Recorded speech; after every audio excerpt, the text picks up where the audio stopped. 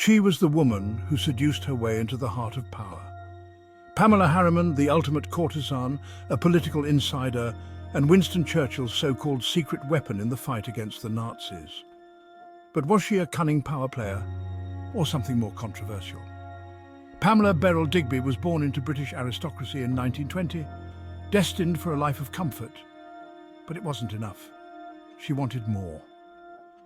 In 1939, just before the outbreak of World War II, Pamela made a choice that would change her life forever. She married Randolph Churchill, the son of Britain's most famous wartime leader, Winston Churchill. It wasn't love. Randolph was a troubled man, a drunk and a gambler. But Pamela wasn't interested in her husband. She had her eyes on the real prize, the halls of power. As Winston Churchill became Prime Minister, Pamela found herself in the heart of the British war effort, using her charm, beauty and connections to influence the war's outcome. During the war, Britain needed one thing more than anything else: American support, and Pamela knew how to get it. She embarked on an affair with Averell Harriman, a powerful American diplomat. Harriman was 28 years older, but that didn't matter. Churchill himself reportedly encouraged Pamela to keep Harriman close, feeding her information and allowing her to pass on insights that would shape transatlantic diplomacy.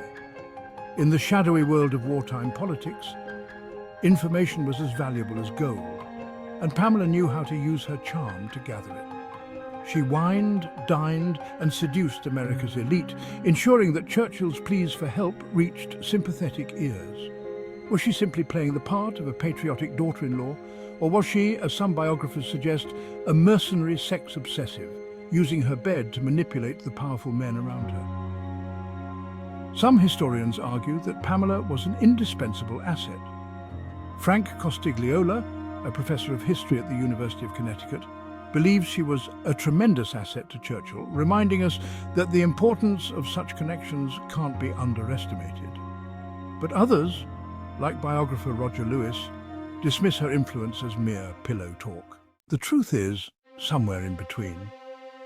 Pamela knew how to navigate the corridors of power like few women of her time. After the war, her influence didn't stop. Divorced from Randolph, Pamela moved to Paris, where she captivated Europe's elite. Prince Ali Khan, Gianni Agnelli, and even the Rothschilds became her lovers. Pamela was always on the move, always seeking something or someone new. By the 1970s, Pamela had transformed once again, this time into a Washington power player. She married her former wartime lover, Averell Harriman, becoming a central figure in the Democratic Party. Her political career culminated in 1993 when President Bill Clinton appointed her US ambassador to France. From a British aristocrat to a courtesan to a diplomat, Pamela Harriman had done it all. Yet despite her achievements, Pamela Harriman remains one of history's most divisive figures. Some see her as a master of the art of seduction, using her relationships to propel herself into unimaginable power. Others view her as a shameless opportunist. So who was Pamela Harriman?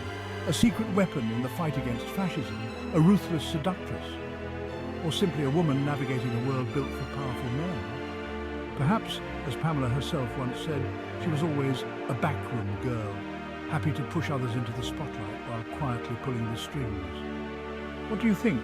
Was Pamela Harriman a mastermind behind the scenes, or a controversial socialite who knew how to play the game? Let us know in the comments below, and don't forget to like and subscribe for more deep dives into the untold stories of history's most fascinating figures.